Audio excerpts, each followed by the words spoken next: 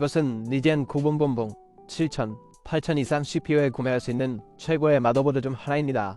그리고 기가바이트는 이것에 500달러를 첨부하고 싶어 합니다. 정확히 무엇을 얻을 수 있습니까? 가치가 있습니까? 이런 전화는 무슨 일인가? 그리고 이 HDMI 포트로 무엇을 할 수 있을까요?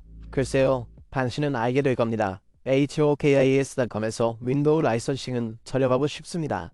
TN20 코드를 사용하면 추가 할인 혜택을 받으실 수 있습니다.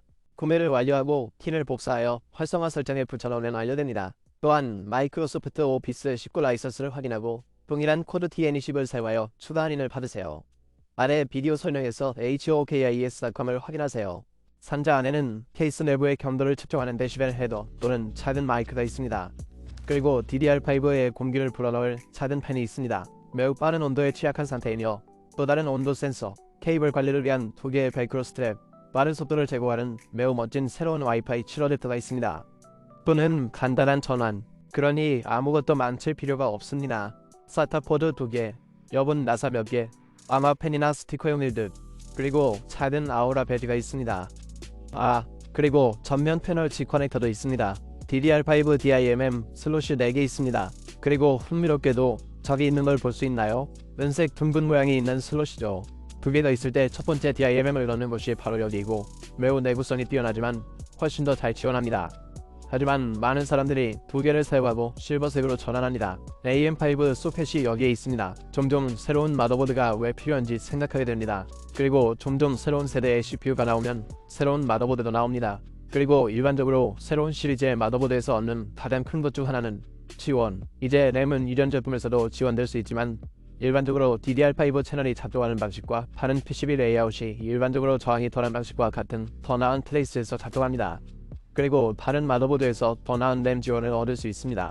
동시에 X6702에서도 실제로 작동할 수 있기 때문에 하나를 다른 하나와 구분하는 것도 큰 마케팅 요소입니다. 일반적으로 우리가 보는 것은 새로운 시리즈 마더보드에서 약간 더 나은 것입니다. 그 방열판의 작은 핀은 매우 좋습니다. 케이스에 전면팬이 공기를 불어넣으면 바로 거기로 불어넣고 그런 다음 뒤쪽에서 빠져나갑니다. 그래서 거기에서 더 나은 공기 흐름이 만들어집니다. 그리고 이런 공기 통로가 있고 DDR5와 2개의 슬롯에도 이런 종류의 공기 통로가 있는 것을 볼 수 있습니다. 그래서 공기 흐름은 마더보드 디자인 측면에서 훌륭하게 통보할 수 있습니다. 게임이죠? 아시다시피 팀을 이로 싸우는 건 좀 촌스럽죠? 이 마스터 로보도 제게는 약간 이상해요. 좀 더 미니멀하게 만들어주세요. 이게 훨씬 더 좋다고 생각해요. 좋을 것 같고 점점 더 많은 사람들에게 어필할 것 같아요. 지금은 잘 모르겠어. 최악은 아니야. 저는 ROG가 더 나쁘다고 생각합니다. ROG가 하는 일은 게임을 더 많이 하는 것이고 저는 그들의 디자인이 더 크다는 것을 좋아합니다. 예를 들어 ROG나 ASUS는 거기에 작은 M점이 방열판을 분리합니다. 하지만 여기서 그들은 글쎄요, 왜 작은 틈을 만들까요? 왜 우리는 하나의 큰 슬래브를 만들어서 조각이 적고 실제로 더 큰 조각이 되지 않을까요? 그러면 더 큰 면적과 연용량으로 실제로 열을 흡수할 수 있는데 저는 그것을 좋아합니다.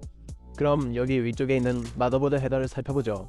8핀 EPS 전원 커넥터 2개, 여기에는 펜 커넥터가 있습니다. 하나, CPU 옵션 2개와 CPU 펜, 5V ARGB, 또 다른 5V ARGB 리셋 스위치, 전원 스위치, 오류 코드용 디버브 LED, 마더보드용 24핀 전원, 거기에 온도 센서 헤더 2개와 HDMI 포트가 있습니다. 그럼 이게 무슨 뜻인가요?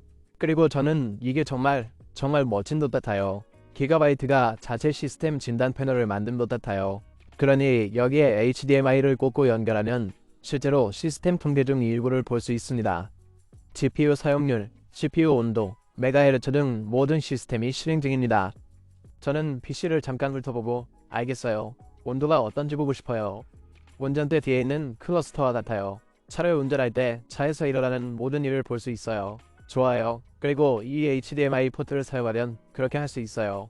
테스트해볼 날이 기다려집니다. 기다려주세요. 실제로 테스트하고 어떻게 작동하는지 볼 수 있도록 빌드를 할 거예요. 이곳은 전면 패널 USB Type-C 20GHz 서플입니다. GPU를 실제로 분리하는데 편리한 레치가 마음에 들어요. 보시다시피 굉장한 아이디어예요. 상자에 들어있던 마이크를 거기에 꽂아서 전면 패널에 있는 포트에 꽂으면 속도가 5GB가 됩니다. 저는 그들이 G를 옆에 두는 것을 좋아합니다. 전면 패널 USB 상과 USB-C, 그리고 이것은 20G입니다.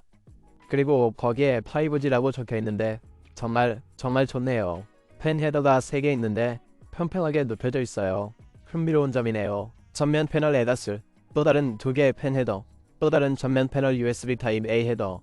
그리고 이것은 속도도 5GHz입니다. 여기 USB 3.2에서 USB 2.0 헤더, 또 다른 시스템 펜 헤더. 그래서 펜이 많아요. 하나, 둘, 셋, 넷, 다섯, 여섯, 일곱, 여덟. 보통 그렇겠죠. TPN 헤더와 ESP, 5V, 12V, RGB, 5V, RGB LED 데모가 있었습니다. 그래서 가게 어딘가에 있는 디스플레이에 놓고 거기에 꽂으면 LED가 켜집니다. 또 다른 5V, RGB 헤더. 흥미로운 점은 5V 4개, RGB 헤더 2개, 12V 한 개가 있다는 것입니다. 꽤 많은 양이죠. 마지막으로 전면 패널 오디오가 있습니다. 엔더도 살펴보죠. 그리고 그것을 제거하는 건 정말 좋은 일이죠.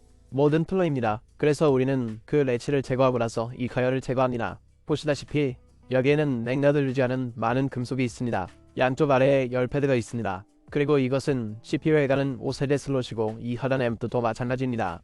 열면 풀려요. 그리고 여기에 큰 슬래브가 있습니다. 흥미로운 점은 실제로 바닥에 자석으로 부착된다는 것입니다. 자석을 끼운 다음 슬롯에 끼우면 정말 좋고 쉽습니다. 상단에 열 패드가 있고 하단에 열 패드가 모든 곳에 있는 것을 볼 수 있습니다. 이제 여기 포드를 보면 여기 5세대 슬롯이 아니라 5세대 슬롯이 보입니다.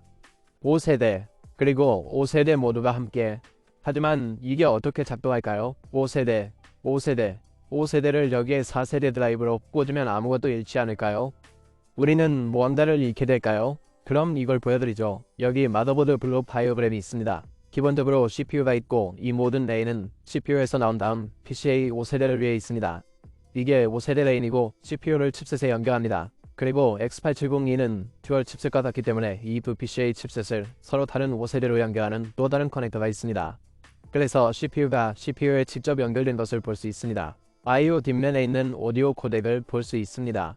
잠시 후에 살펴보겠습니다. CPU에서 나오는 컨트롤러용 USB도 볼 수 있습니다. ESP, I와 TPM 헤더가 바로 거기에 들어가는 것을 볼 수 있습니다.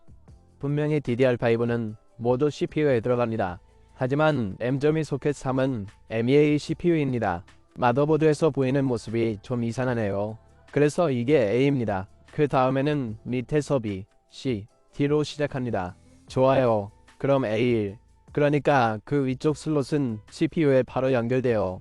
그리고 PCI 익스프레스 슬롯이 있는데 여기 매니 슬롯에 X16이 들어갑니다. 그리고 5개는 CPU로 가는데 보시다시피 CPU로 갑니다. M.2 소켓 3에 뭔가를 꽂았을 때, 즉 B와 C가 두 개처럼 꽂혀 있다면 스위치가 있습니다. 그래서 둘 다 X8입니다. 세 번째와 네 번째 슬롯에 PCA 5세대나 M.2를 연결하면 상단 슬롯은 PCA 5세대 그래픽 카드가 없기 때문에 X8 속도로 시작합니다. PCA 4세대 X8 속도로 구동될 가능성이 가장 높습니다. 세 번째와 네 번째를 알고 있다는 건 안타까운데 여기에 무엇이든 연결하면 모든 레인이 CPU에서 나오기 때문에 상단 슬롯 CPU를 잃기 시작할 것입니다. 그리고 이것만으로는 모든 것을 최대 속도로 구동하기에 충분하지 않습니다. 저는 이게 말이 안 된다고 생각합니다. 차라리 여기에 PCA 4세대 스토리지를 두는 게 낫습니다. 사람들이 앰퍼샌드 쿼드 좋아요. PCA 슬롯은 PCA X8 Gen 4대 여법을 절대 사용하지 않을 거예요. 앰퍼샌드 쿼드라고 주장할 거라는 걸 알아요. 그렇죠. 하지만 저는 아무것도 잃지 않고 그냥 더 많은 걸 추가하는 게 낫겠어요. 말이 되시나요? 그래서 이건 약간 교활한데 많은 사람들이 이런 일이 PCA 5세대 슬롯에서 일어나고 있다는 걸 모를 테니까요. 그럼 여기 이 부분에서 봅시다. 그러니까 이건 PCI Express 4.0인데 칩셋에 바로 연결돼요. 즉 여기 네 번째 슬롯은 두 번째 슬롯처럼 보이지만 칩셋에 연결되고 PCA 4세대 엑스포 속도입니다. 분명히 칩셋에는 전면 패널 USB Type-C와 후면에 Type-A 중 일부 USB 2.0 헤더가 있습니다. 그리고 보조 칩셋에서 PCI Express 슬롯이 여기에 있습니다. 여기 PCA 4.0이 있고 엑스포 슬롯입니다. 즉 여기 있는 이 슬롯 PCA Gen 4 엑스포가 칩셋에 직접 연결됩니다. 어떤 것과도 대역폭을 공유하지 않습니다. 원한다면 M.2를 사용하여 카드를 확장하고 더 많은 스토리지를 추가할 수 있습니다. 그리고 여기 하단 슬롯은 PCI Express 3.0과 엑스포입니다. 그러니까 칩셋에 연결되는 PCA 3세대 엑스포 슬롯이 있는 거죠. 그리고 칩셋을 통해서 모두 CPU에 연결됩니다. 그리고 그게 일종의 블록 다이어그램이에요. 마더보드에서 무슨 일이 일어날까요? 따라서 확장 슬롯에 무엇이든 꽂아 놓았다면 아무것도 변하지 않습니다. 위에서 내려오는 세 번째와 네 번째 슬롯에 뭐든 꽂으세요. B와 C 슬롯이더라도요. 그러면 GPU 레인을 몇 개 잃기 시작할 겁니다. 난방 장치를 다시 설치하세요. 참 좋네요. M2에 대한 쉬운 설치가 마음에 들어요. IL을 살펴보죠. 뒷면에는 클리어 CMOS 버튼이 있고 BIOS를 업데이트할 수 있는 Q 플래시 버튼도 있습니다. 2개의 USB 2.0 헤더, 4개의 USB 3.2 헤더, 속도는 5GB입니다. 여기 USB 2.0 헤더가 2개 있습니다. USB 4 포트가 2개 있습니다. 그리고 이것이 X870이 마더보드의 표준이라는 것을 기억하세요. 또한 2급부에서 제공되는 디스플레이 출력과 HDMI도 지원합니다. 이제 흥미로운 점은 여기서 최대 몇 개의 디스플레이를 지원할 수 있느냐는 것입니다. USB 4는 3개를 지원해야 한다고 생각합니다. 그리고 만약 2개가 있다면 6개이고 모두 7개인가요? 하지만 동시에 2급부는 지원할 수 있는 것에 한계가 있을 겁니다. 그러니까 기본적으로 그게 당신에게 5GB 란을 가지고 있다는 말이에요. 그래서 이전 670이 머더보드는 2.5GB였어요. 그러니 이제 5GB가 되어서 좋죠.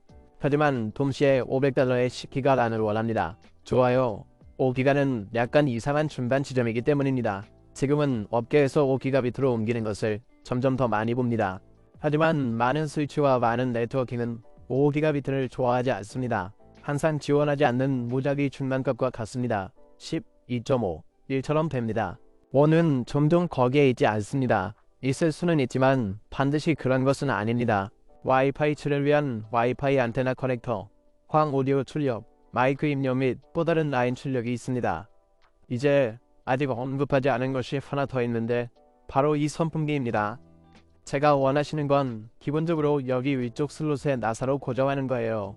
그리고 마더보드를 나사로 고정하면 거기에 들어가서 램 스틱을 향해 공기를 아래로 불어넣습니다.